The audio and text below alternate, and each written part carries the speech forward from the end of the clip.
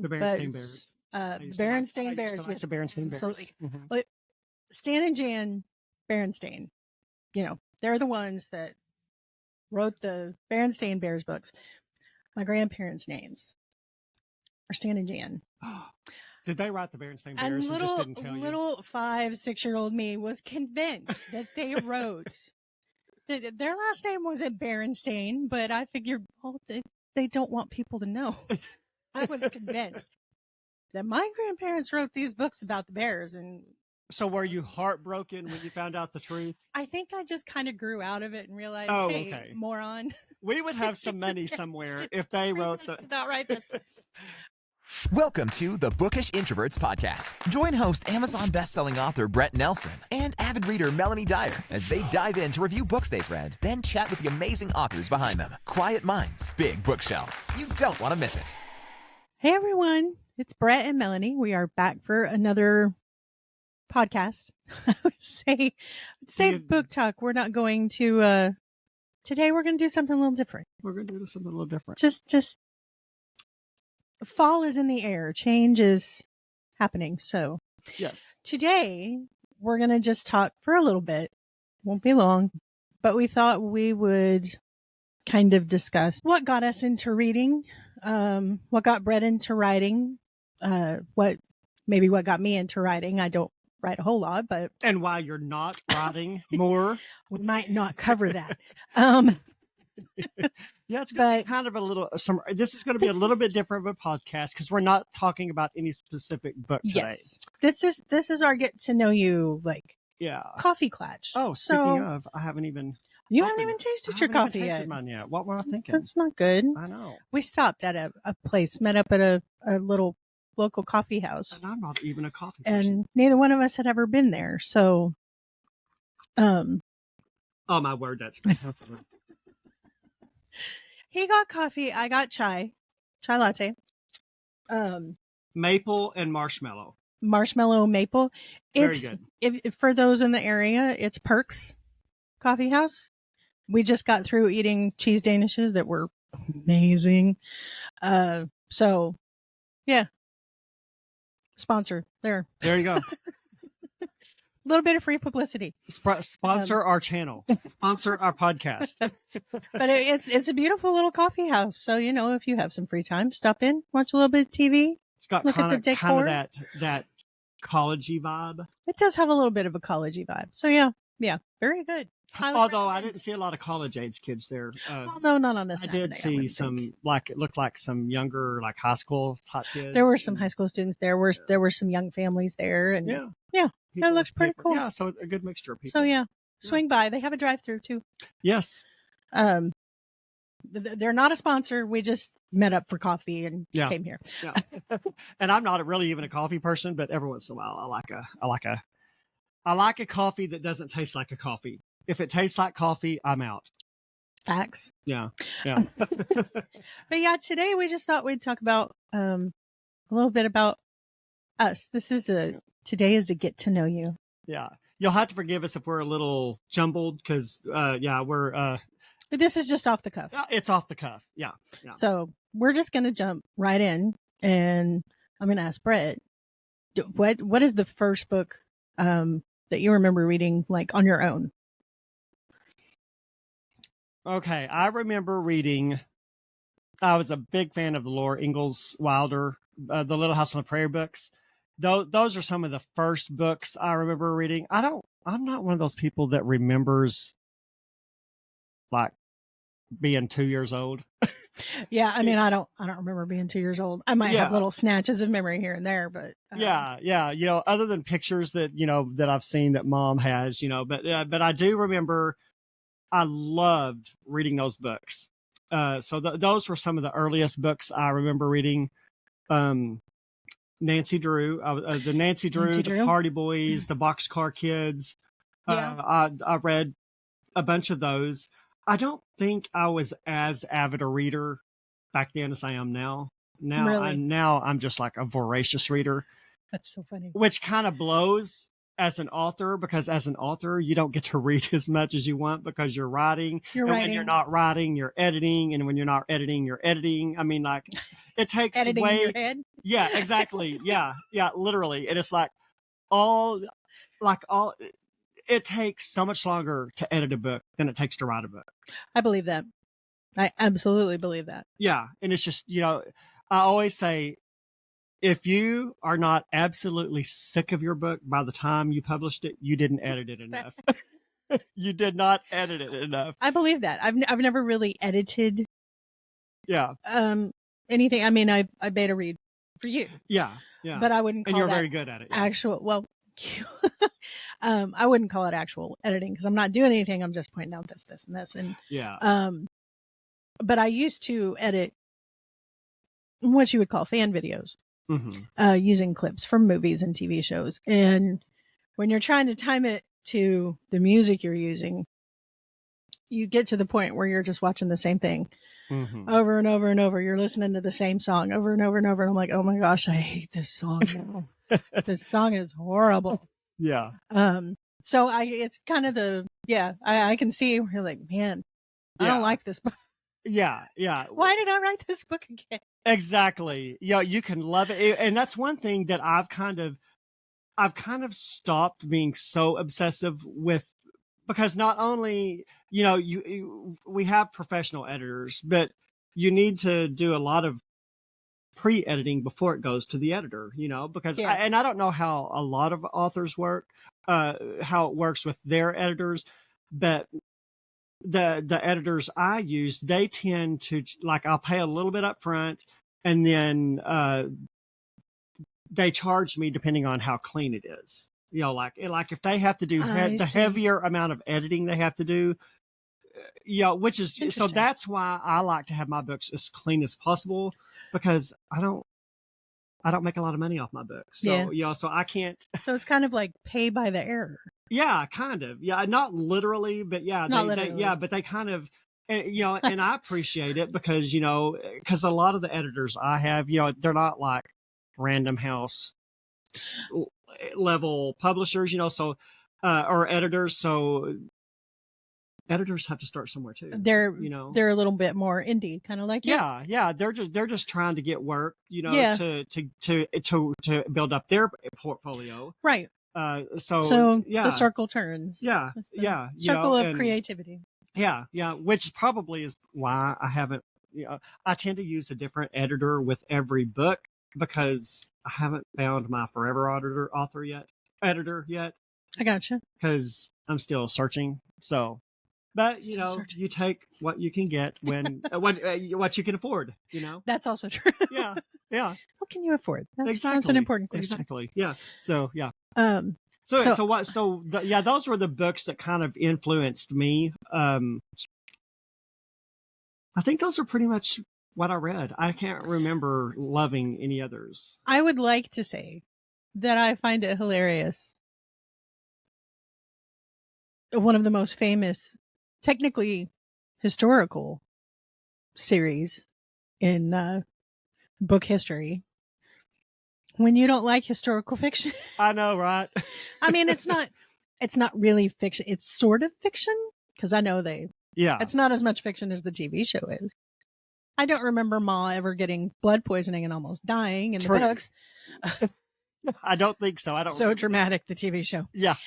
It's hilarious to me. I loved the TV show, but when you don't like historical stuff and Laura Ingalls Wilder's, I just find that kind of funny. Irony. Did you ever read that series? Like I wonder when that series came out. And that's where was it historical fiction when I read it? Because I remember my mom reading to me a lot. Your Dr. Seuss, she read Shel Silverstein to me as well. I don't know if you're acquainted with him. A poet, children's poems, fun stuff. Oh. But did you ever read The Giving Tree? The book, The Giving Tree? Mm-mm. I don't think so. That's also a kid's, but it's very sad, bittersweet. Highly recommend if you have 15, 20 minutes to put into it. It's a really sweet, bittersweet story, like I said. But yeah, he had big old books of. And like The Giver, I never read The Giver, and that's like a popular. Shel Silverstein, this thick, just a collection of, sometimes they were a little long, but sometimes just short poems, funny and just a little goofy.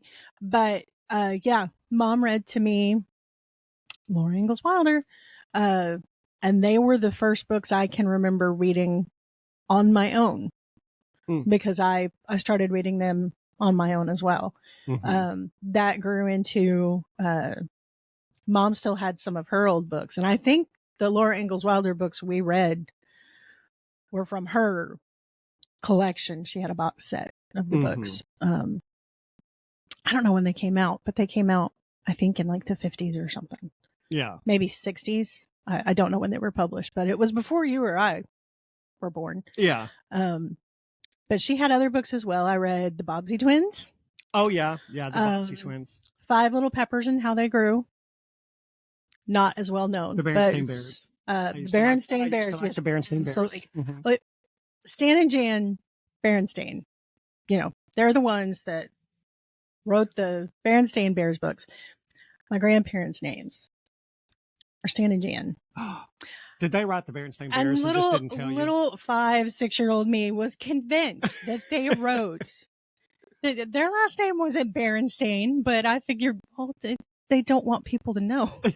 I was convinced that my grandparents wrote these books about the bears. And so were you heartbroken when you found out the truth? I think I just kind of grew out of it and realized, hey, moron. We would have some money somewhere if they wrote the... Not write this. But, yeah. I was just, well, no, they wrote that. I'm glad you brought that up. Yeah. And then later on, I think the first Christian series, there were a couple of standalone Christian books I read. One was Treasures in the Snow. Fantastic book. Look into it. But I think you mentioned that on a previous podcast. Maybe. Yeah. The Mandy books. I don't remember much about them except that I think they were set in North Carolina. And they were kind of at the turn of the century. Okay, who wrote the Mandy books? I do not remember. Okay, so I recognize the name Mandy, but it's a very popular series. Okay. But yeah, it was all that up until, and then of course, C.S. Lewis. And that started in 5th grade. But yeah, just see, that's funny. Laura Ingalls. It's funny. I'm sure a lot of people of our generation, they would probably say some of the first books they read, were the Little House books. Yeah, because it's kind of grown up because there's no pictures on every page, but it's also written very simply, so someone can. Yeah, that's a good book. It's a good jumping off point to give your kids to sort of to get their teeth into a little bit. Yeah, because it doesn't require a lot of thought. So that was, but it's entertaining. Yeah, and then of course you have the school books. Did you ever have assigned reading from school that you just couldn't stand? Oh, I'm sure. Yeah. And most of it was, authors that died in 1700 and. Because you know me, I'm not a fan of classic fiction, so yeah. See, I never had any trouble with school books. There were some I didn't super care for, but I was able to finish them. We read one that I had thought about recommending for our October thing. Agatha Christie. Have you ever read Agatha Christie? I have never read an Agatha Christie book. At the time I read it, it was called 10 Little Indians. We don't call it that now. Oh yes, that's the R word, isn't it? It's called. Even then, it held an alternate title, but the copies of the books we read specifically said 10 Little Indians. It's and then there were none. Just leave history alone. But it's one of the few mysteries I've ever read that I've liked. I haven't read it since, which is why I had thought about it. I was like, I haven't revisited that in a long time, but. We read The Scarlet Letter. Was that Agatha Christie? No. Oh, okay. I think I have. Hawthorne? Yeah, Nathaniel Hawthorne. That's right. Yeah. I have read The Scarlet Letter. Don't remember a thing about it, but I do remember reading that in school. It was. I do remember reading Charles Dickens in school. We never read Charles Dickens in school. Well, I don't know if we read it for school, like for an assignment, or if I just read it from the library. But I remember the first Dickens book I ever read was, because even back then I loved Christmas. Christmas Carol? Christmas Carol. Yeah. I'm going to see now you need to watch A Muppet Christmas Carol. Have you ever seen A Muppet Christmas Carol? No. Everyone's read, I've never read the book, but everyone says it's the most faithful movie adaptation of A Christmas Carol. Really? Yep. Oh, okay. Well, that's Which funny. I find hilarious, but you know. I mean, I watch Throw in Abby. some Muppets. I watch Abby every Christmas. Have you ever watched that? Mm-mm. It's a female Ebenezer Scrooge. Really? What's I've heard of that. What's the lady's name that's on the soap opera that has never won an Emmy? Susan Lucci. Yes, Susan Lucci played Abby.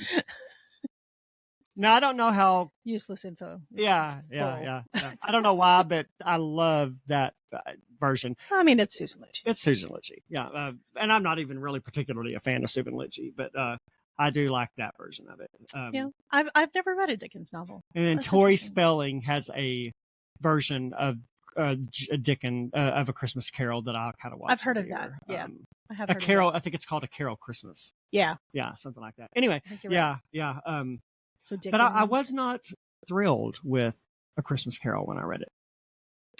I think It's I've very read dark parts of and it. dreary, It is very dark and dreary. which most books in Which that parts era of it are, need yeah. to be because you know the Ghost of Christmas Future. Exactly. Yeah. Yeah. It's about becoming a better you. Yes, that is. It is, and I mean, look how many times it's been adapted and retold, and Mm-hmm. you know you've got something there. I mean, I'm just saying, if you write a book and I mean, when was that written? In the 1700s?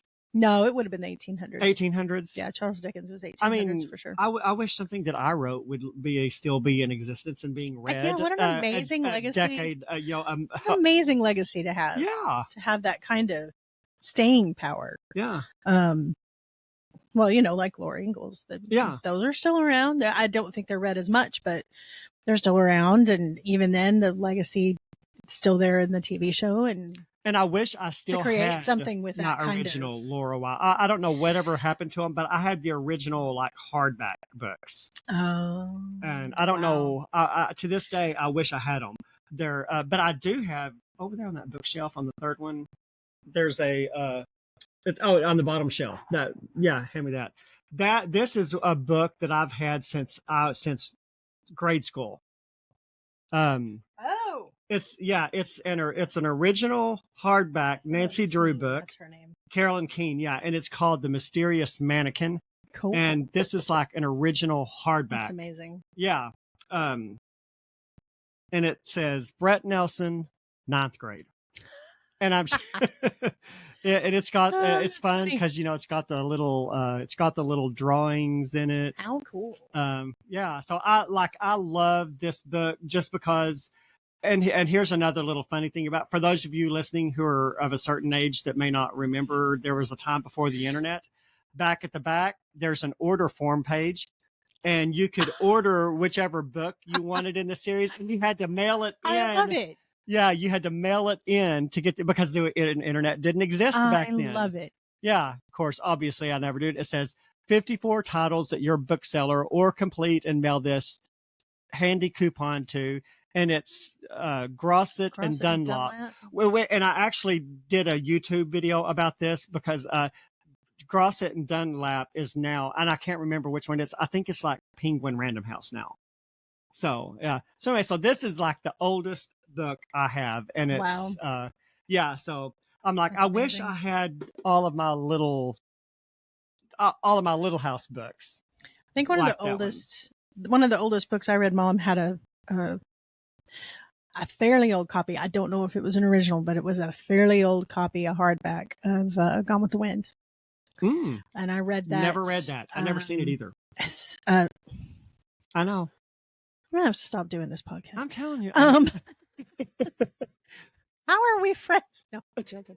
I think I was in the 2nd grade when I read. It was by far the biggest book I had ever read. I was in the 1st or 2nd grade because Gone with the Wind is pretty thick. Yeah, it's a pretty hefty book. It's a decent book, but I found it in her room and I was like, hey, I've seen this movie because I'd already seen the movie. I can't by really that point. say much because my first few books were like monster tones because I didn't know any better. But so yeah, I think I was like first because we were still living. When you read it? Yeah. When we were still living in Really? my childhood home, I remember I was in, because we had a 2-story house, and I was in her room. She had a window that looked out on the street, and I remember laying on my stomach in her bed, my head hanging off the side Uh-huh. with the book. I can't do that now, by the way. But yeah, the book down, and I'm reading it like that. I was like, huh, that isn't in the movie. That's not in the movie. And either. you were how old? First or second grade, because we moved out of See, there. That is amazing to me. When I was in the first and second grade, I was probably reading Clifford the Dog. I wasn't reading Gone with the Wind. You said that you don't read, you read more now. Yeah. I read less now than I did when I was a kid. I think I started reading when I was about 4 years old. And I average about 4 books a month now. There weren't many times when I did not have a book in my hand. My mom has a picture of me laying in bed. I'm asleep, but there's a book that's like I fell asleep reading. The book is on my face, and it's open to the page. I wish we had that picture so we could flash it on screen. Yeah. So I read all the time, and it played into, we talked about this earlier, the Pizza Hut. Not everyone will remember this, but Pizza Hut used to have a program where you read so many books and you get a free personal pan pizza. I don't remember that. We were all about the free personal pan pizza. So, it was no skin off my nose. Sure, I'll read a book. I'll read a book to get a free pizza. But yeah, mine turned into, of course, the Ellen Montgomery books. Babysitter's Club was huge. The Babysitter's Club was a huge thing for girls my age. I don't know if you've ever even heard of it. Well, I've heard of it. Yeah, I've never read them. Annie Martin, I believe, is the author of the Babysitter's Club books, and I don't think I've read them all because I kind of grew out of it after a while. But yeah, the Babysitter's Club was, and you got your Dawn and your Stacy, Mary Ann and Christy and Claudia, and as you can see, I have no problem remembering the character. No. I can't remember the characters in a book I read last week. Yeah, I think I had owned myself probably 15 or 20 Babysitter's Club books, and then the rest I got from the library. In fact, I moved here with a library book from another state. Really? Probably have a warrant for my arrest. Felon, we have a felon in our midst. I did not mean to. It was an accident, but it was a Stacy-centric book, so I apologize. Do you still have it? I don't know. I think I do. Somewhere. It's probably somewhere with my Laura Ingalls Wilder books. Oops. So sorry. That makes me a horrible person because, libraries, you got to return the books. Exactly. We are not advocating for keeping your library books. Yeah. Return them so other people can enjoy them. But the only book that they ever made me read in school that I could not stand, it was high school, and it was Heart of Darkness. And I think his name was Joseph Conrad. I don't know. I don't care. I hated him, and I hated his book. And I never did finish it. It was for AP English, my senior year. Oh. AP English. And I never finished it. And I had to write a paper on it. Did you get an A on it? Yes, I did. Well, see, that is skill right there. To get an A on a paper on a book you didn't even finish. And then I got to college, and guess what? Did you have to read it again? No. I skimmed over some parts of it, and I was like, okay, it's time to write another paper. So I did. Can you just plagiarize your high school paper? Well, it was a different type of paper. I think one wasn't an analysis. Because it's not really plagiarism if it's your own work. Yeah. That's not plagiarism. One was kind of analysis type, and one of them was a compare and contrast. I hated compare and contrast papers. Yeah. I hated them. But yeah, I wrote another paper got an A on that too. I watched an episode of Felicity recently, and the TV show Felicity, and they had one of the characters. They asked him to compare and contrast. I was like, that just is so pretentious. Yeah. I didn't like writing papers in the first place because they wouldn't just let me write. I had to cite my sources. Oh. And I had to do, can't I just write a paper? No, you have to name your sources and, make notes here. And I'm like, ugh. Getting you ready for they made me pre-plan. You had to do an outline. If you remember, a lot of times when you read a paper, You had to write an outline, and sometimes I'd just write the paper and go back through. It's like, okay, outline 1. Stop making me organize. And as an I author, do much better when I write this the night before it's due. And as an author, one of the worst things I hate is outlining. Yeah, I understand. I've never outlined anything except a school paper. That's probably why I haven't written anything. Yeah. I don't outline as aggressively as some authors do, but it's like when it gets time to write, I just want to sit down and start writing. But absolutely. Yeah. I do have a general idea of what's going to happen in the book, but I'm not a heavy outliner. Sorry. Yeah. What? Did you go? No, I was listening to you, but this thing started floating past. Oh. I'm sure that looked very strange to you. I apologize. I just kind of got a little bit of a squirrel, but not too much because I was still listening to what you were saying. I was just like, what's that? I have attention issues. Yeah. Which brings me to a question. I want to know if this is just me. Do you get some of your best ideas for writing, like when you're driving and can't possibly write anything to remember for later? Isn't that annoying? It is annoying. I called one of my friends once when I was driving and I was like, hey, write this down for me.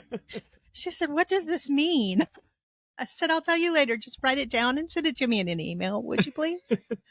That was years ago, but I'm sure she was like, why is Melanie calling me? Because she lives in California. I think I'm not even sure we had met at the time. We might have. We have met a few times. Yeah. Since, but and I believe it or not, I actually get a lot of my book ideas. I wake up with them. Really? Yeah. I don't know why. I don't think I've ever woken up with an idea. And that's like, I don't keep pad and pencil by the desk anymore, or by the bed anymore. I usually, but nowadays you can kind of talk into your phone, and I can't tell you how many great ideas I have lost because I thought of it in the middle of the night, and I thought, oh well, I'll remember that, and then of course in the morning you're like, I can't remember a thing. So so like if I don't know why, but I get so many ideas. Like I'll wake up and it'll be like, boing, I have an idea. Huh? I'll be darned. Yeah. So it's weird. That is interesting. Yeah. My in a series I'm writing now, you know how I am about series books. I hate them. I hate getting stuck in a series. I know you do. I don't like reading them, and I sure don't like writing them. But I'm trying to get a few. I'm trying to write a few series because readers like them. Sorry. Yeah. We apologize. I just get so bored with them. But I got an idea for this book, and for the first book in that series, and I wrote it in like 6 weeks. Like that's the fastest I have ever written a book. The sequel, so I wrote the second book to it. It took me like 8 months to write it because Go figure. I hate it. So, and now I know there's going to be a third one, and it'll probably take me 3 years to write it because. Now, don't say that.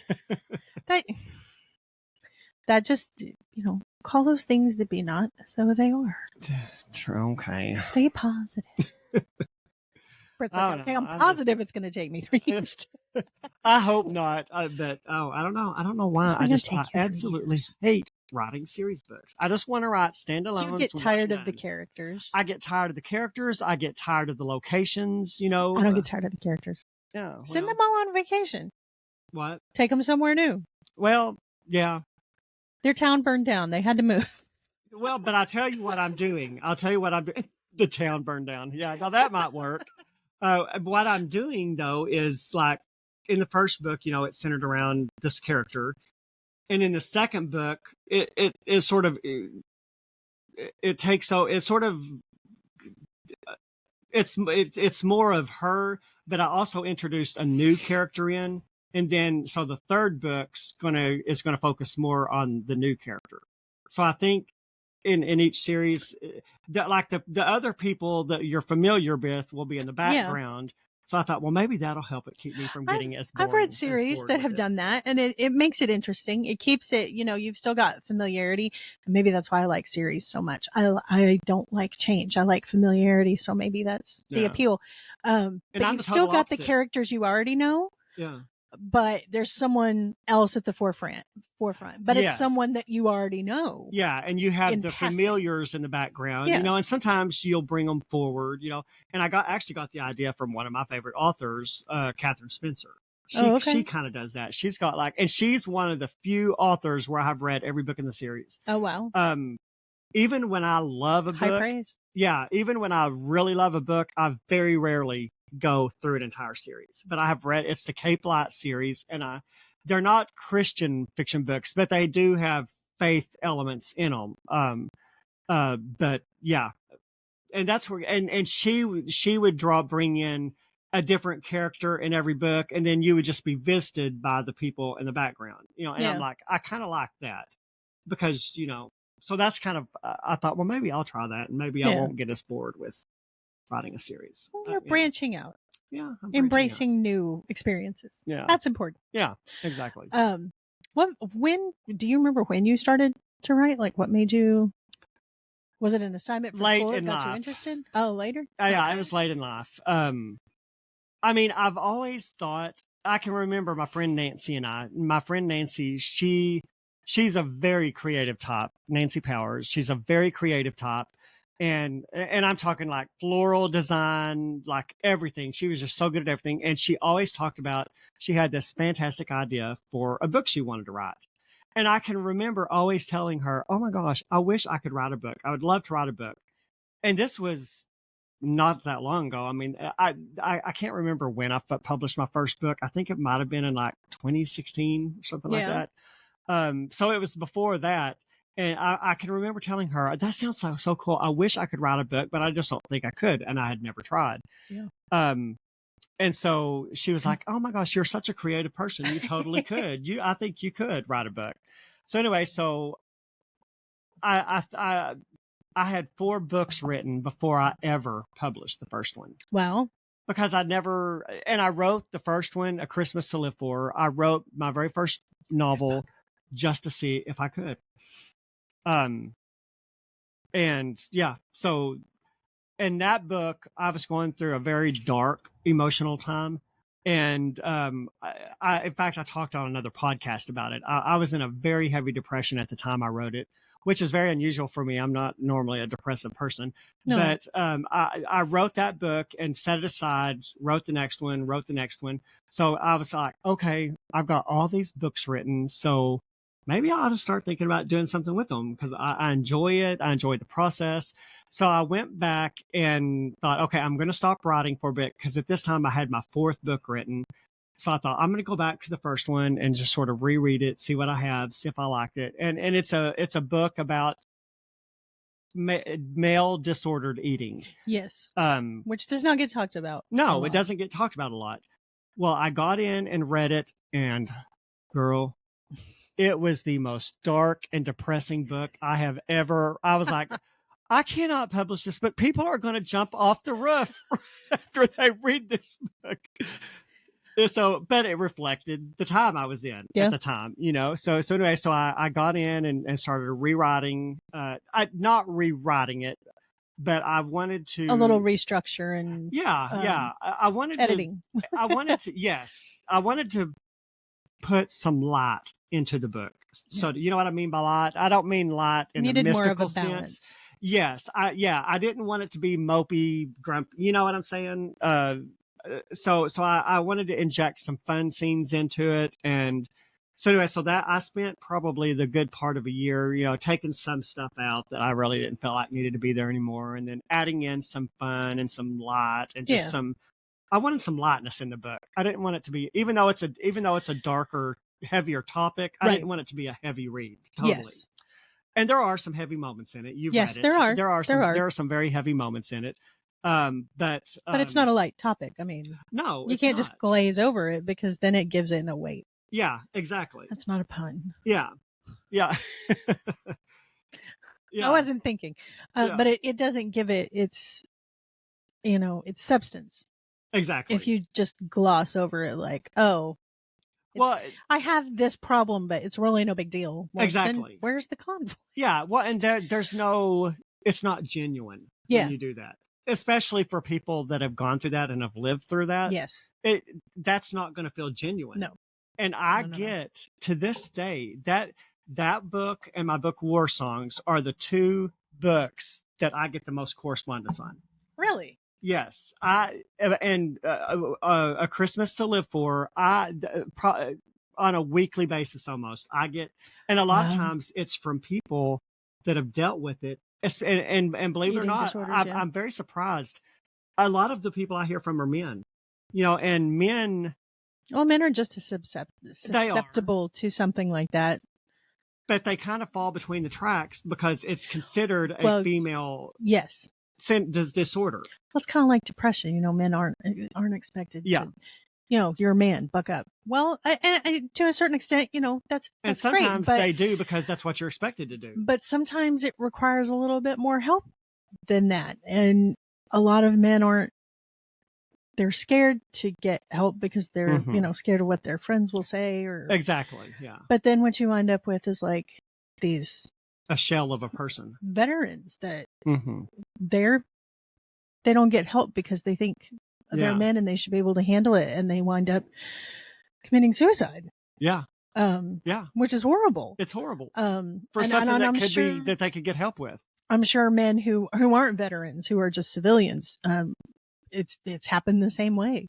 So I understand the not appeal, but the draw to a book that deals with that from a male perspective, because no one talks about it. No one talks about it. Yeah. Well, and it was a very hard subject for me to tackle too, because not a lot of people knew it at the time, but I was kind of going through that at the time. Not as heavy as what I depict in the book. Right. But when you're not feeling well emotionally, when you're depressed, that just leads to, you don't really feel like eating. Eating's not a priority, so you just don't do it. You know, I lost down to like 80 pounds, Really? I was not healthy there for a while. I would say not. Yeah. And I, to this day, I won't hardly read that book because it's kind of triggering for me. I believe that. Yeah. So that's one of the few books of mine. Every once in a while I'll pick up one of my books, and I don't ever really sit down and just read through the whole thing, very rarely, but every once in a while I'll pick one up and I'll just skim a few chapters just to kind of, revisit. And, but yeah, that's one of the few books that I don't even have any interest to pick up anymore. I can understand that. But one interesting thing that I learned in writing it, because even though I was kind of going through that myself, I did do a lot of research on it. And one reason why a lot of men are not treated for anorexia nervosa and bulimia nervosa is because one of the,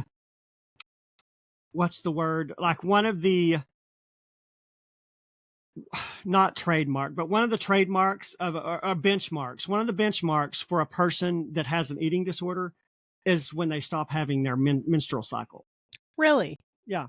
Because women that are in the real major, when you starve your body so much, you stop menstruating, and men don't have a menstrual cycle. So there's no metric for. Wow. Yeah. And of course, they need to change that. Well, and they may have between now and then. Hopefully they have. So that's why a lot of men fall between the crack.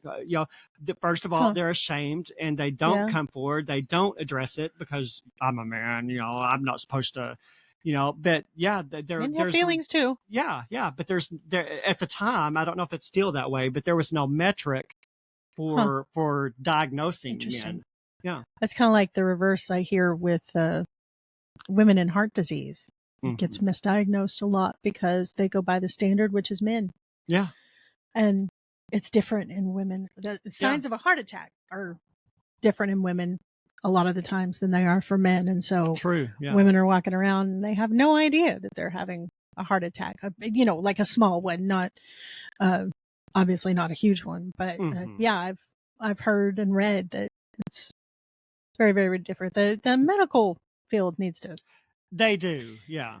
I mean, I have respect for the medical field. Don't get me wrong. We need them. Who's a nurse? We need them. I have spent a lot of time this year with doctors, but that's neither here nor there. I have a lot of respect for them, but there's a lot of things that there's just no equality in some things, and I'm sorry, but you can't medically treat men and women the same in some instances. No.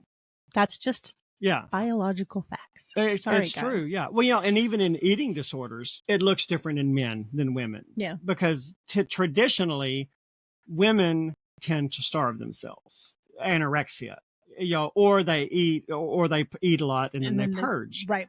Men typically, that's not always how it looks in men. Sometimes in men, they overexercise. That makes sense. Yeah. And sometimes it's not that they want to get super thin. They want to bulk up. Yeah. And so they cut their calories and they overexercise, and you still kind of get the same, because if you're cutting your calories, which really doesn't make a lot of sense, because when you're bulking up, you really need a caloric intake. Yes. In fact, a lot of guys that when they're bulking up, I mean, they're eating 5,000-6,000 calories a day. Yeah. So, but when you've got disordered eating like that, even as a man, you tend to cut back on your, So anyway, it looks different in men. So that's interesting. Yeah. So researching, which I know you came from a place of experience, but I imagine, in most of your books, you have a lot of research that had to go into it. That's just the way it is. If you're going to write a for real book, unless you're just writing something that's a little more on the frothy side, which is great. We need frothy books. Frothy books are wonderful. Sometimes you need a lighter book to take you out of your heavier you don't books. Want people calling you out. Hey, that's not right.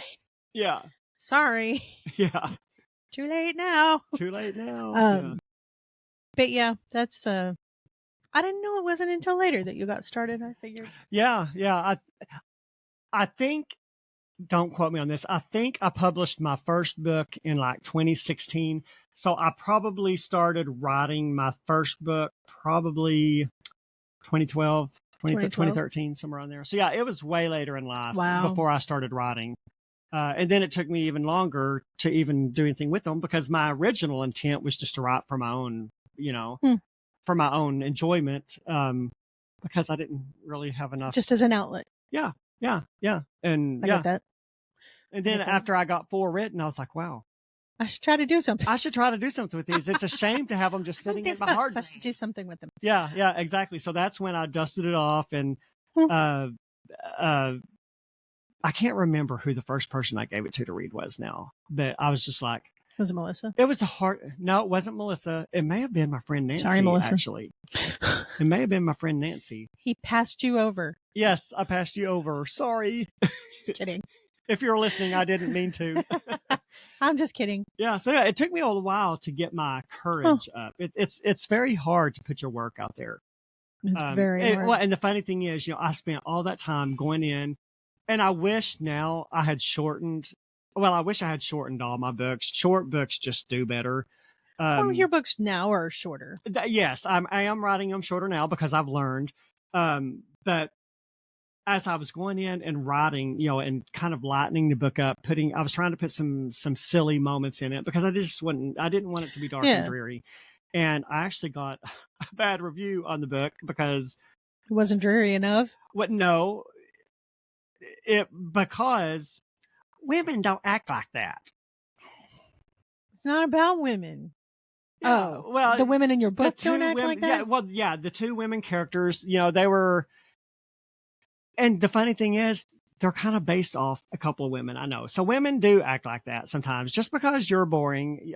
And I don't, I shouldn't say that, but it's like, the characters in the book, like there was one scene where they came up out of it takes place in New York City, and they came up out of the subway, and it was snowing. Of course, it's a Christmas book, so you got to have snow, and the girls were like, oh, hugging each other. They were excited about the snow. And anyway, there's a couple of scenes like that where the girls kind of get excited. And somebody used to hang out with me and my best friend, because that is absolutely some kind of, she'd probably, I'm an introvert and she's an extrovert. I'm the adopted introvert in the relationship. Yeah. Yeah. She adopted me in high school.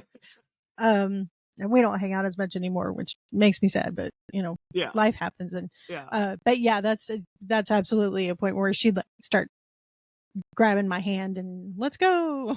Yeah. No, I'm the reluctant introvert that gets taken along on the adventure. But exactly. yeah, that you get dragged along kicking and screaming. and even in your 30s and 40s. Yeah, we act like teenagers sometimes. Well, exactly. Yeah. And You got a problem with that? That review kind of made me roll my eyes a little bit, because I'm like, okay, just because you're a boring stick in the mud doesn't mean everyone else, doesn't mean every other woman in the world is. That's true. And I shouldn't say that because the person's probably a lovely person. They probably are. But it's just like, not all women are the same. Given a bad review saying that the women aren't like that. Well, you may not be, but there's a lot of women that are, because they're based loosely off of,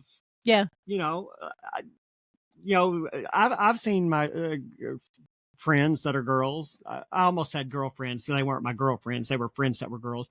They see each other and they're like, oh my gosh, I haven't seen you in like 30 minutes. That sort of thing. So women do act like that. I mean, have you ever seen Gilmore Girls? Have you ever seen Friends? Yeah. So, yeah. So anyway, I've learned to just kind of let stuff like that roll off because just slide. Yeah, exactly. Slide right off your back. So I do want to ask you, I know you have talked about wanting to write. I have.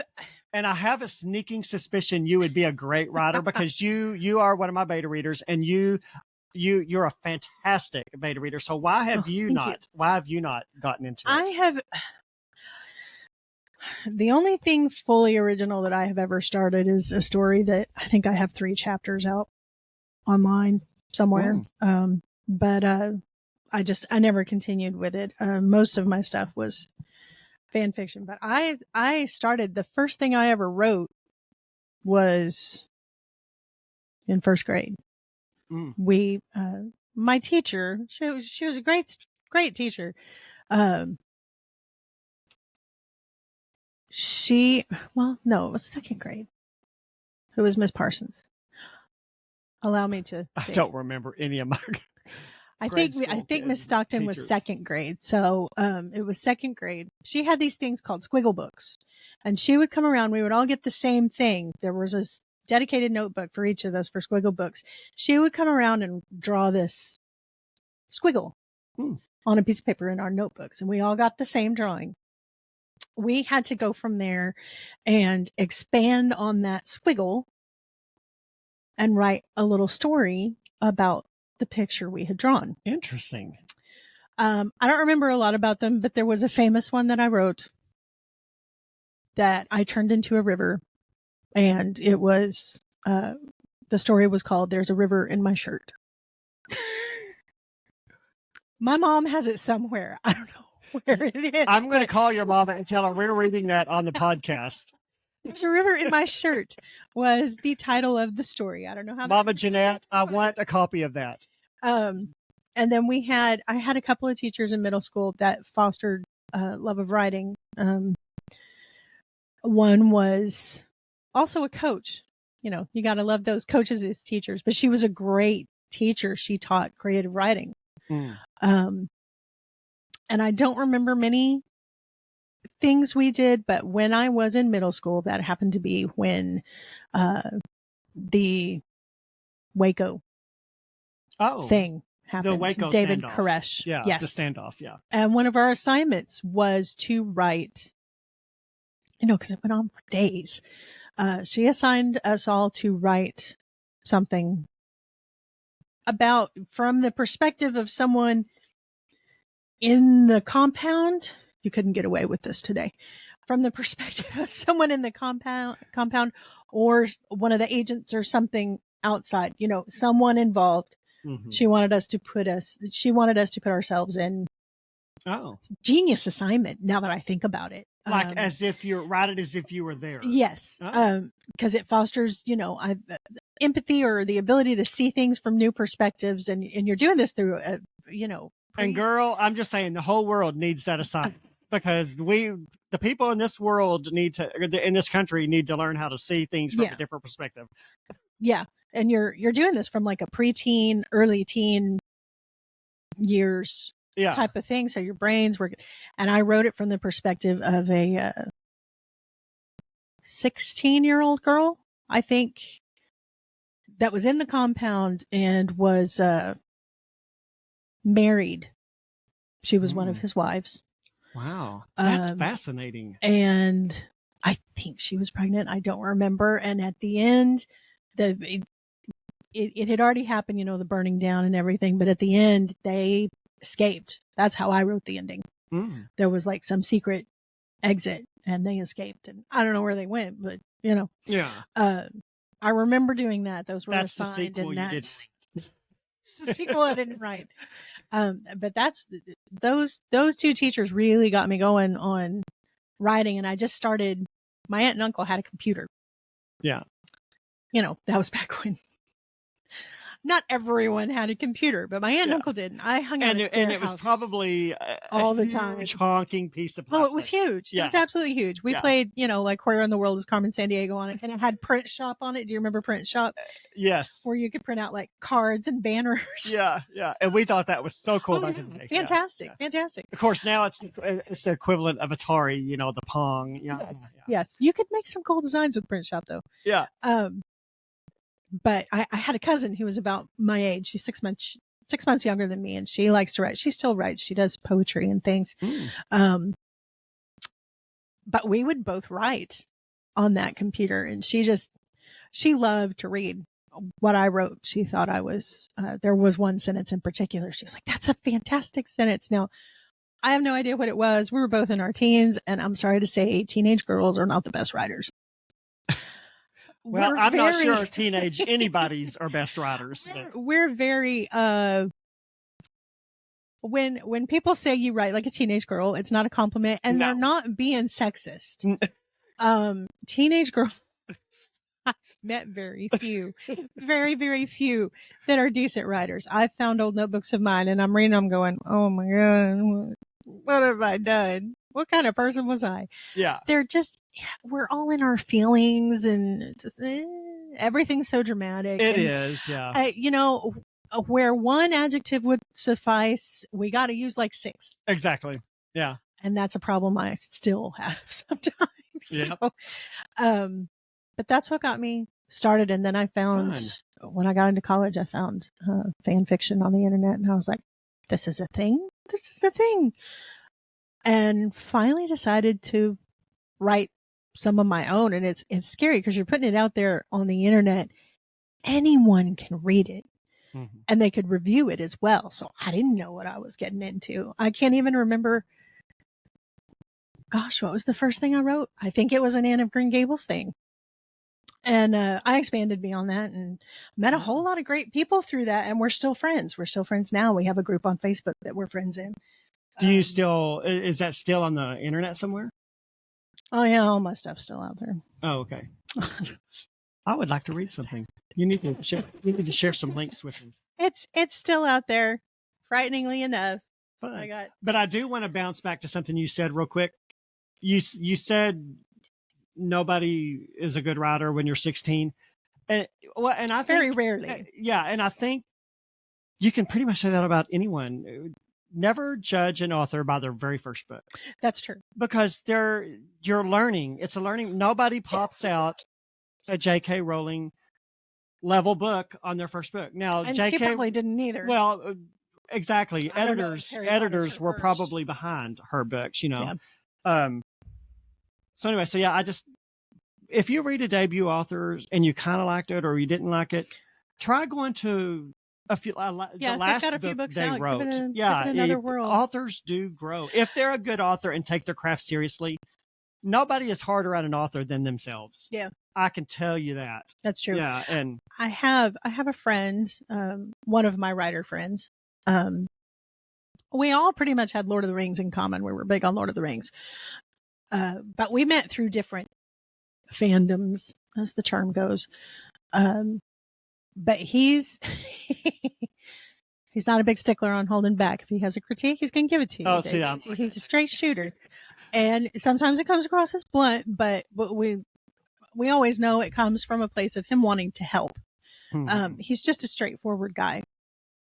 And he caught me on something one day. He said, "You're not putting enough in here." I'm like, Enough this chapter's like of like you 7 pages long, which was long for fanfiction.net, which is what it was on. And he said, no. He said, the dialogue, you're just going back and forth between he said, you're not, there's nothing. There's no world building.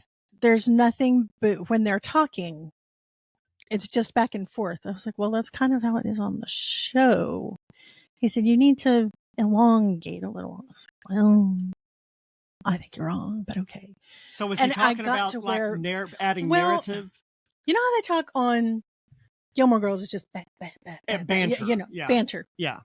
When I would get into banter between the characters on this show, which was Stargate SG-1, by the way, I would just put the dialogue, then the dialogue, then the dialogue, then the dialogue. I wasn't. What he wanted was for me to go out and put. Sometimes you need a chief collector. Yeah, a little bit more description. We call those dialogue tags. Okay. Yeah. Okay. He wanted me to do a little more of that. And what he didn't know is I was reading another one at the time that was also set, Stargate SG-1. And that's how she had, and it had just subconsciously transferred to me because there wasn't another story I had ever really done that in. Mm-hmm. But that's how the banter was between the two characters on the show. It's just and a TV show and a book are two very different mediums. You know, and at the time I was like, well, Simon, I didn't tell him that because again, I'm the least confrontational person in the world, but I took his advice to heart and started. And sure enough, I was like, oh yeah, this feels more like me. I didn't realize it, but I was mirroring someone else. That I had been reading, and I was like, okay. And see, in a TV show, you don't need that because you've got the visual cues. You can see the narration. You can see. Yeah, you can see. But so see when you take your constructive criticism, which it was constructive criticism. He wasn't being personal. No. I just didn't want to hear it. Well, and no one wants to hear constructive criticism. No, they don't. And in my very first book I wrote, a couple of friends of mine, instead of, now we, like when I have my beta readers reading my book, it's all done online. It's all done on paper. I give them a copy of the book and they give me their feedback. Well, back in that day, we did it. It was me and my a couple of friends of mine. And we were sitting in the room. We were reading my book out loud and doing feedback that way. Wow. Let's just say those two don't talk to me anymore. Oh, no. Yeah. And I hate it. But again, I was very green. I wasn't sure of myself as an author, and to get face-to-face feedback. And then sometimes when sometimes when I didn't want to take their feedback, they would get mad. Yeah. And so it wasn't just me. It was just, and I hate to say it, but it really killed the friendships because they got mad because I didn't want to take their, Yeah. But I'm the author. I don't have to take every, I don't take every bit of feedback, that you give me. I mean, and you're usually my very first beta reader. I've got you, and then there's another lady that did it in my last book. She was my first one. She's an incredible. I had her read it just as all of my beta readers have been through it. We've got 2 weeks before publishing date. Can you just do one last read through? She found like 20 things. It must not be that good. Well, but that's why. That's why it helps to have multiple people. That's why you have multiple people because, and I've had a couple of my beta readers say, oh my gosh, I enjoyed this book so much that I forgot that I was supposed to be. People miss things because you get involved in the story and you kind of, so anyway, so yeah. Then you're more like, okay, what happens next? And you're not stopping to look. Exactly. Yeah. Yeah. So that, if you're an author, if you're an aspiring author, I highly recommend you do not do beta reading out loud with your friends in the same room with you because it will kill the friendship. Oops. Yeah. Yeah. Yeah. But just because you give me the feedback doesn't mean I'm going to take it. Now, 90%, probably 95% of any beta reader's feedback, like I probably am going to take it. But there are some things for whatever reason that I don't, and that's fine. Yeah. And That's okay. Yeah. So, yeah. But yeah, it's scary to you get all in your feelings because you put something out there that you worked on. You worked. It's your blood, sweat, and tears. People sometimes think, oh, writing's easy. Writing's not easy No. because you'll write something and then sometimes you get stuck. Yeah. And you're stuck for like days or weeks, sometimes even months. Yeah. And you know what you want to happen next, but you don't know how to make it happen. Uh-huh. And it drives you nuts. And then you get in your head and then you can't even look at it. I got some very good advice from a New York Times bestselling author about that. Really? Years ago, do you remember when I had my blog on my author website? Yes. I got to interview my favorite author, Catherine Spencer. And we were talking, and I said, okay. And that was one of the interview questions too. And I said, what is your how do you combat when you get stuck in your book and you don't really know where to go, or maybe you know where you want to go, you just don't know how to get there, you don't know exactly how to get there. And she said, if you get to a point in the story that you don't know where you're going, you didn't outline good enough. It's a fair point. And it's a fair point. And I never outlined, so that's probably my problem. Well, and especially at the time, my first book, I didn't outline. I just word vomited it, really, honestly. I am getting a little bit better about, I'm not an aggressive one, but I was like, okay, sometimes feedback's not what you want to hear. And, and if I had let that, that probably would have hurt my feelings. But I respected her so much as a New York Times bestselling author. What she has to say, her feedback is valuable. Right. Yeah. And so, yeah. But especially when it comes to an early, now I can take feedback a little bit more because I've grown as an author, and I would rather hear it from you than from a random reader in an Amazon review. Yeah. I can understand that for sure. I would rather. And I saw an author friend of mine, she posted something on hers and on her Facebook page the other day, and it said, author : Mark said, took me 12 months to write this book. And then down under it, it said, reader, read it in a day, 1 star. I'm like, oh my gosh, that is so true. So harsh. Man. Yeah. It's you have to have a thick skin. Because it's a little bit of a piece of you. Yeah. When you put something out there in the world, these are your thoughts. It's hard not to take it personal. Your ideas, and they're all out there for the world to see. Mm-hmm. And when someone doesn't even care, yeah, I'll take the criticism. Can you do constructive criticism instead of just writing me a review that says this story sucks? Yeah, there's nothing helpful in that. Well, thanks. Yeah. And have a nice day.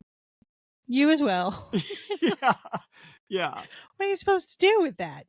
So, it's easy to get discouraged when people do that. If I were to do it now, I would probably be less likely to get discouraged, because as you get older, you're just like, whatever. I don't even read my reviews anymore. Bite me. I have a friend that reads them for me and tells me if there's anything useful. That's a good idea. Yeah. It's smart. We live in such a hostile society that people are mean now. People are meaner now than they've ever been. It's mind-boggling. So let me ask you this. If you ever decide, do you think you'll ever sit down and write a book? I don't know. A novel? If you were going to, what would it be? I really had kind of intended on writing one, the story that I kind of put out there that was mine. I was going to see how it did and maybe expand on it, but I don't know. Would you write historical fiction? I know you like that really well. If you were going to, what do you think what genre would you the one I kind of wrote was a little fantasy, but also historical. It was about this kind of a forgotten princess. A little cliche. She and her sister, they don't live. Their mother passed away. Their father remarried and had sons. So they're kind of the forgotten princesses. Their stepmother didn't like them, so they were sent off to this royal estate. I mean, they're not scullery maids, but they were sent off to this royal estate on the border of the kingdom, and Yeah. but because they weren't heirs anymore. This kingdom had never had a queen. Oh. Always ruled by kings. There were always sons. So he has like 2 or 3 sons with this woman, but there's this illness that comes through, sweeps through the land, and the king and the sons are wiped out all of a sudden. Surprise, you're a queen. Yeah. So she has to leave behind. She has a love interest. She can't marry him now because that's where the fantasy, he's kind of elven, sort of. Mm-hmm. I tried not to copy Tolkien. It's really hard not to copy Tolkien if you're he's writing like a the fantasy master series. of fantasy. And she winds up, because there's a threat from another kingdom, having to marry this king of another kingdom. They don't know each other. He had a woman he was in love with long ago, and he has a daughter by her, and they have to join their kingdoms and come to some arrangement. I mean, I had a plan for the story, but it just kind of fell by the wayside. Yeah. I was like, I don't know if this is my thing. I'm not sure what I would like to write something like historical. Yeah. See, that's kind of where I thought you would land. But I'm obsessed with royalty, and I love learning about royal history, the Tudors, all that stuff. But I have an idea for a book I want to write. Really? And it's historical fiction. Really? Which is interesting because I'm not a fan of historical fiction, and that's why it's actually going to be biblical fiction. I'll tell you about it when we get off the air. Okay. But I've had this idea. There's actually 2. There's actually 2. One of them, I'm not going to say anything because I don't want to. I don't, as an author, I don't like to put my ideas out there. I'll say something to you off the air. But one of them is about the fall of Satan. It's a story about the fall of Satan.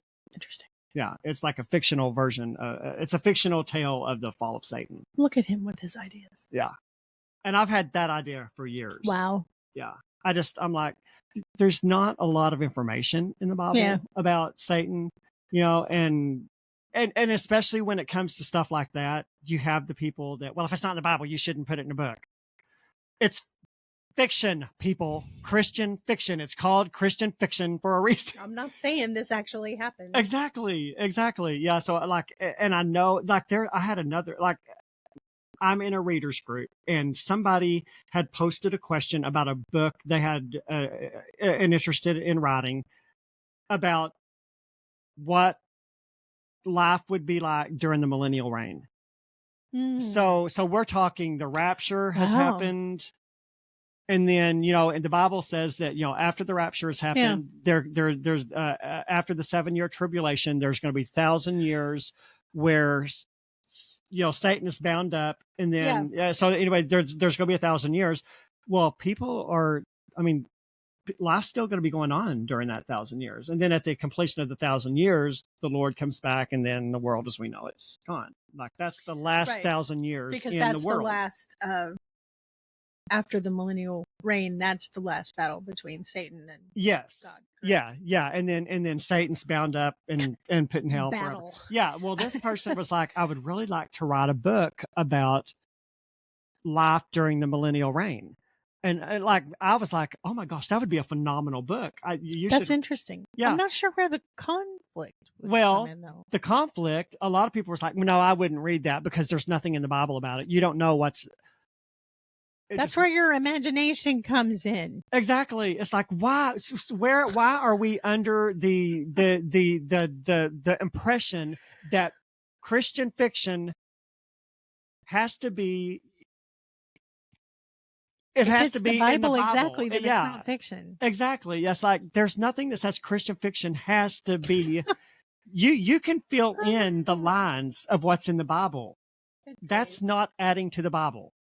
Hilarious. Yes. Anyway, and I'm talking, there was hundreds of comments on that post, and the biggest majority of them were negative. I would not read that book. That's sad. Don't read on someone's parade. Well, and I did instant message that person. I was like, listen, don't listen to all these people. If you've got that story in your heart, you need to write it. There will be people out there that will find it. You know, people will read it. Not everyone is the Yeah. same. I mean, I have a hard time coming up with. I mean, to me, the book is see Dick and Jane. Things are great. Yeah. Yeah. But obviously, this person has an idea that, you know, my imagination isn't going to. And that So sounds that's like a something that phenomenal they book to had. me. Yeah. I mean, it's intriguing to me because my question is, where does the conflict come in? Because you have to have a conflict in a book. Otherwise, it's Yeah. boring. Well, So I would want to read it just to see, well, you and know, where are you going with this? I have an idea of where the conflict would come from, but yeah, If I stopped and thought about it, I could probably come up with something. But maybe I'll write it one day. I don't know, but I think it's a very intriguing topic, and it's like, Sure. that, you know, it's like it's sad that all these people were just like immediate. We were like, nope, wouldn't yeah, read it. that's a bummer. There's not enough information in the Bible. It would all just be fiction. Again, it's Christian fiction. Where's the Yeah, it was kind of weird. The reluctance of people to use their imagination boggles my mind. Or to branch out into something new. Yeah. You know? I mean, I have trouble with that, but Well, I know you do. sometimes I use my And we all imagination do. too much. Yeah, Sometimes we all it gets do. me in too much trouble. But Yeah. that's neither here. It makes my boss laugh at me and everything. Well, we do get a great employment out of you. So what's a At my book, expense. what's a book that we're going to start right? We're not going to keep this as long as usual. It's actually gone longer than I thought it would. Yeah, it has. Tell the listeners about, like, what's a book that you really enjoyed that we haven't talked about on the podcast. I know you've read a lot of books. Take about 5 minutes or a few minutes and just tell us of a book. Is anything coming to your mind just off the top? I'm trying to think of one. I'm ruling out Ellen Montgomery, everybody. Don't worry. I'm not going to beat a dead horse. And it doesn't have to be like a life-changing read. It could just be a fun, mindless read. Just something that stuck with you for some reason. I'm trying to think. Do you have one? Yeah. Okay. Why don't you go first? And you put me on the spot. Okay. I'll be thinking while Okay. you speak. And I'm not going to go with Mary Higgins Clark. Like my first thought is because she's one of my favorite authors, but another one of my favorite authors is Robin Cook. He writes medical thrillers, and he's got a series of. He's actually another that I've read the majority of his books in his series because it centers around a medical examiner, Jack Stapleton, and he's a medical examiner in New York City, and I used to work in surgical pathology, so I understand the medical terms he uses. Yeah. So and just the things that he talks about in the pathology lab, like since I've worked in that, so I enjoy it for that reason. Now, Mom and Dad have read a couple of his books, and Mom's like, I feel like I need a medical dictionary to read it. But it's really not. Like, you can just read it, even if you don't understand everything that they talk about. It still is an intriguing read. It's still an interesting read. But anyway, there was one particular book that he wrote, and I'm kind of blanking. I think it was called Toxin or something like that. And the character in the book, I don't remember the character's name because it's been years since I've read it. This lady took her son or daughter or whatever it was to this fast food restaurant to have lunch one day. Well, after they went to lunch, like a day or two later, the kid got deathly ill, and eventually died.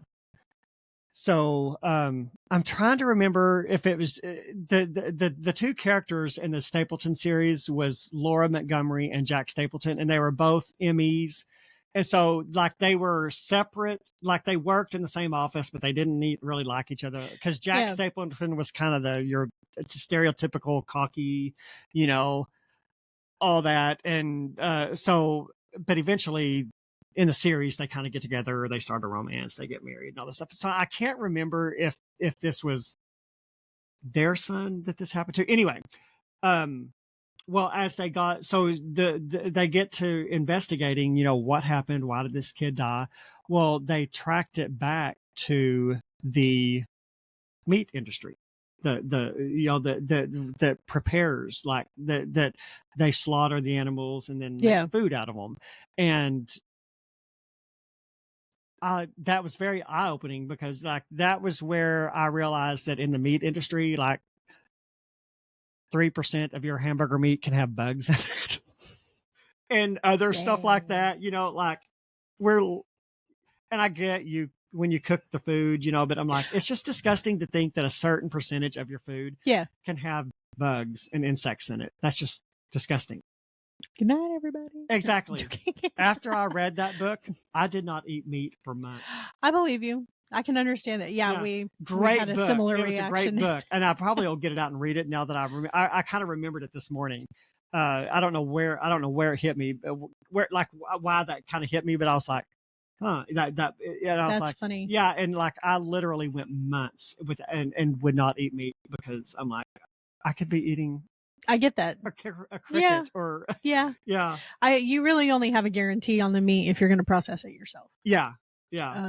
Which my husband does every once in a while when he kills deer, but we don't have cows or anything, so we're not processing beef. No, exactly not. That's interesting. But if any of the listeners like medical, now it's not Christian fiction, but they and there probably is a little bit of profanity in it, but it's not so much that it turned me away from the books.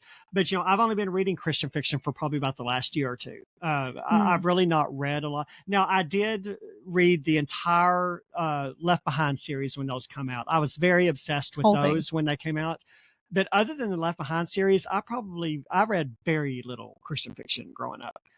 So if for anyone out there, if you like secular fiction and like particularly medical fiction, that's a great. Yeah. I haven't read a lot of his earlier, like his more recent books, and I don't remember which one it was. I read one of his books and there was tons of political propaganda in it, and it turned me off from reading him.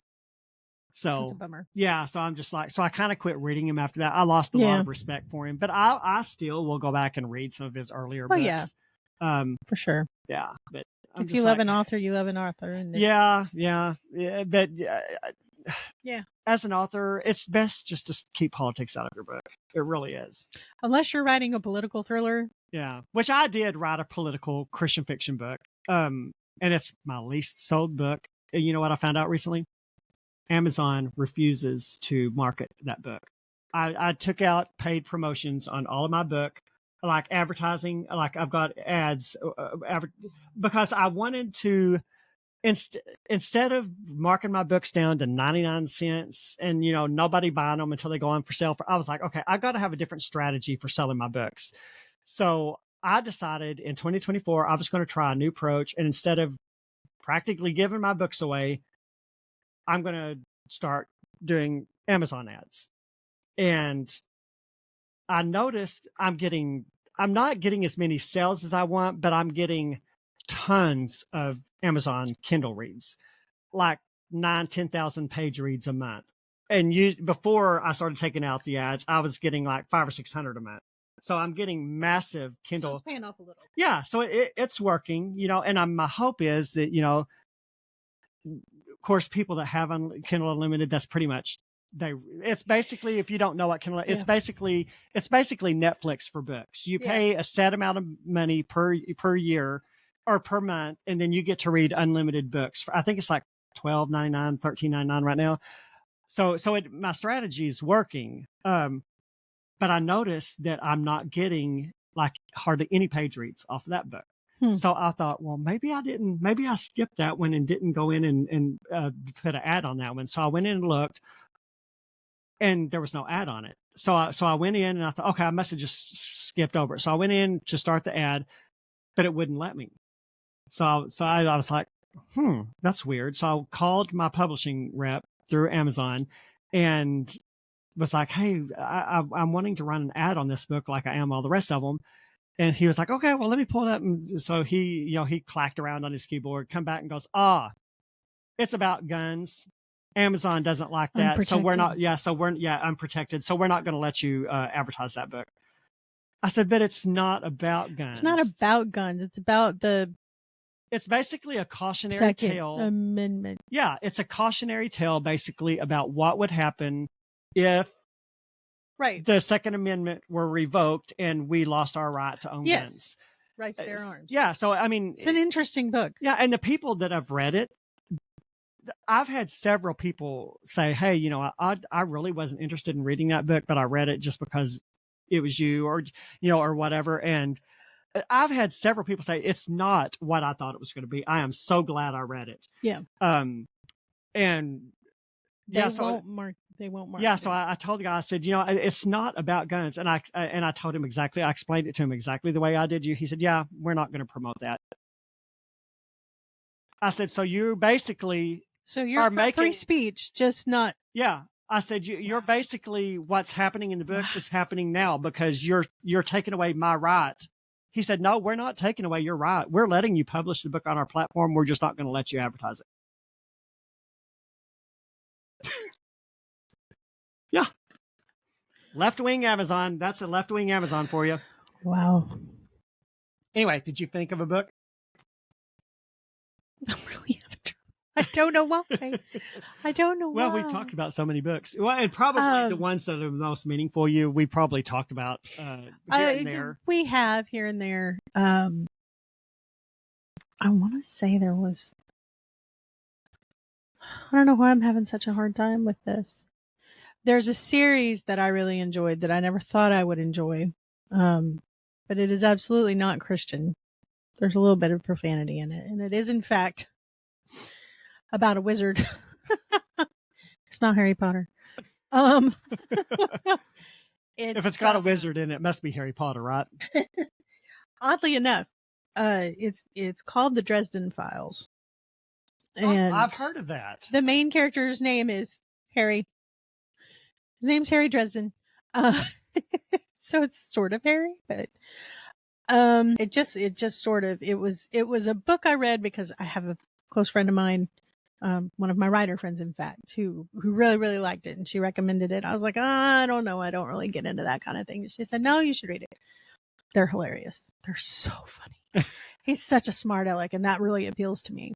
Yeah. But it's not really going to be for everyone. If you're a stuffed shirt, you might not like it. He is very much a wizard, and they deal with the fae and the world of the fairies. Kind of like Shakespearean. There's Titania and Oberon and kings and queens of the fairy court. I mean, this is legit Arthurian legend fairy type stuff that he has to deal with in modern day Chicago. It's very funny. There's several books. I kind of fell behind and I haven't picked them back up, but you will eventually, probably. Yeah. I'm trying to think of a book that I picked up and it just kind of stuck with you for whatever reason. It surprised me. There is one, and I want to say that Janet Oakley. Is it Janet Oakley or Janet Oakley? Is it? No, there's no L. A Christian fiction? Yes. I don't know. She wrote the When Calls the Heart series. I'm not sure if she wrote this book in particular, but it's called, they called her Mrs. Doc. And it is a Christian romance. But she comes out west, I'm sure, in Canada. I can't remember precisely, but I'm sure it's in Canada. And she marries this doctor. Janet Oak? Yes. O-K-E? Yeah. Okay. I wasn't sure if Jeanette. it's Oakley or It's Oak. Jeanette. Jeanette. Oh. Is it Jeanette? Yeah, Jeanette. It's my mom's name. I just she doesn't Googled spell it that way. Oh, okay. I look at that and I see Janet. But yeah, I don't know Jeanette. if it's pronounced Oak. That's how. Is it Oaky? I don't know. Anyway, yeah. But I think it might have been the first book I picked up that she wrote back when Revelations was open in the mall. Oh yeah. I worked at JCPenney's and I would go. It's right next to JCPenney's. So that's the perfect. Sometimes I'd go over there and I'd buy a book, and that happened to be one I bought, and it was just. it was very intriguing to me because, and it got me started on her books. Maybe we should do one of her books for the podcast sometime. I think we should. And I really like her books. I also want to do some Brock and Bodie Thoen. Have you read any of theirs? Mm-mm. Okay. They're like old, but yeah. Yeah. Not age and old, but they're older Christian fiction. Yeah. Yeah. Anyway, so go ahead. But yeah, it kind of went, I read that, and it was about a doctor's wife out in the Pioneer West. And I know she researched quite a bit to do that. And it got me started on, well, what was it like? I knew what it was like in the American West. Laura Ingalls Wilder, you know, I knew some of what it was like in the American West. But it got me researching the Canadian West. And I think that brought me to a book called Mrs. Mike, which is a fascinating read. It is not a Christian novel per se, but it is based on a true story. It's a little more brutal because it is based on a true story, and it just kind of opened up a new world for me, because as much as I had loved L.M. Montgomery, I'd never gone beyond Prince Edward Island, which is all the way over in the east. Yeah. I hadn't given the Canadian West much thought, but there's all sorts of things that you deal with in the Canadian West, all through the Canadian West, like the cold and the you know, their west is probably a little less settled. You get into places like Montana and Wyoming, and we have a very sparse population, but almost all of the Canadian West is like that because it's just too freaking cold. Yeah.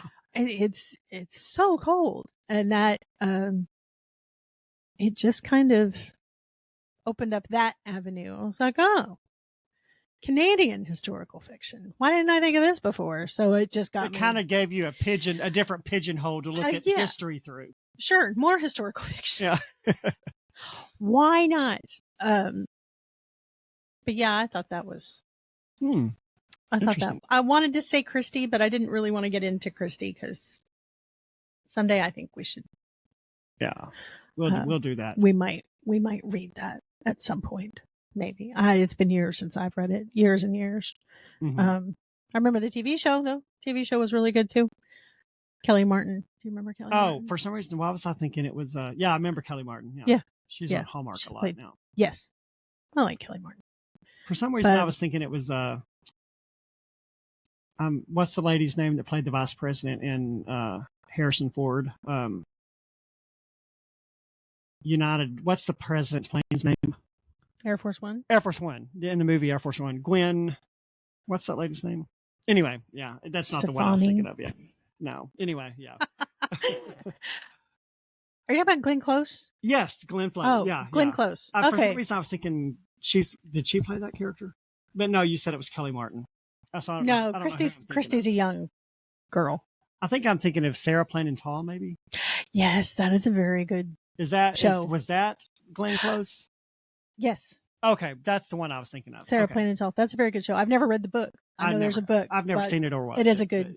It is very good. I think that's the American West. I could be wrong. That might be Canadian. Interesting. We may have to. I don't know, but highly recommend the show if you can find it. Yeah, if you can find it. That was a Hallmark thing back when they did like the Hallmark. That was back before they were cookie cutter and every movie was the same.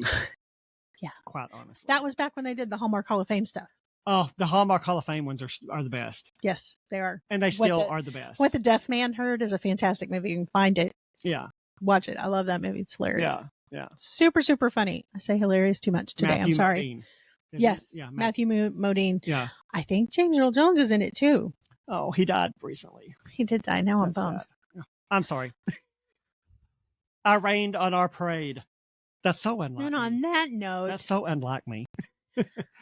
This has been a great podcast. It has. It's been fun. Yeah, it's been. We've just sat here and talked. It's a little bit off than what we normally do. I'm sure you tuned out long ago. Changed at the last minute, but yeah, we had fun.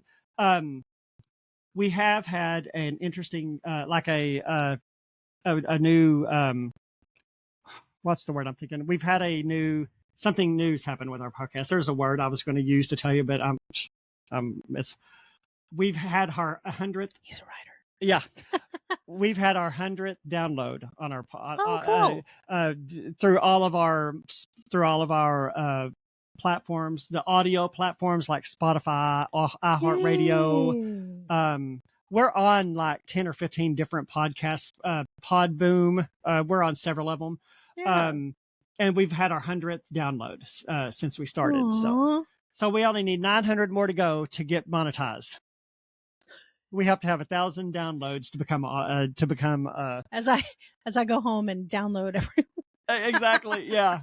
So I thought that was kind of neat that we finally, and the interesting thing is most of our views so far, most of our listeners come from YouTube. Yeah. And not that we're not breaking seams on YouTube views. I'm not saying that, but we usually get 40 to 50 views per video. On the last one we did with Inger Manson. Yes. That's the least viewed video we've had on YouTube, but the most listened to on all the podcast platforms. Isn't it funny how that works? Like That's funny. Yeah, like all of the other videos or the other audios that we've had, like those are like 7, 8, 9, 10 downloads. It's like we're not getting a huge number of downloads, which is why I'm really pushing YouTube, because that's where we're getting the most of our listens. Yeah. But and of course I think that'll change as but like the one with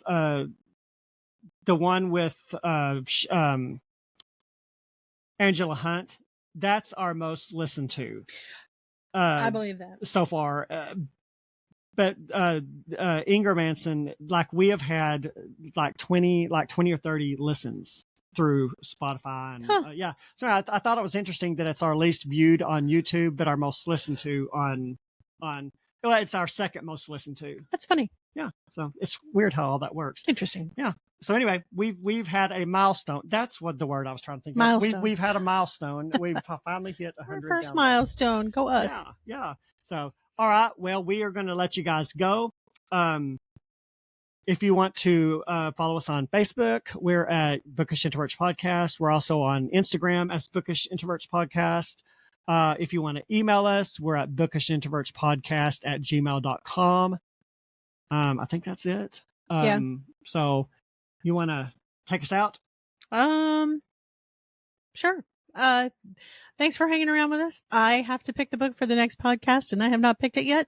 So I think we're going to try to make it fallish themed. Mm-hmm. But we will be back in a couple of weeks and discussing that whatever that book is. And we appreciate you listening/watching. We do. Yeah, we really, truly do. Thanks for hanging out with us. Yep. And I guess we will see you next time. All right. Bye, guys. Bye.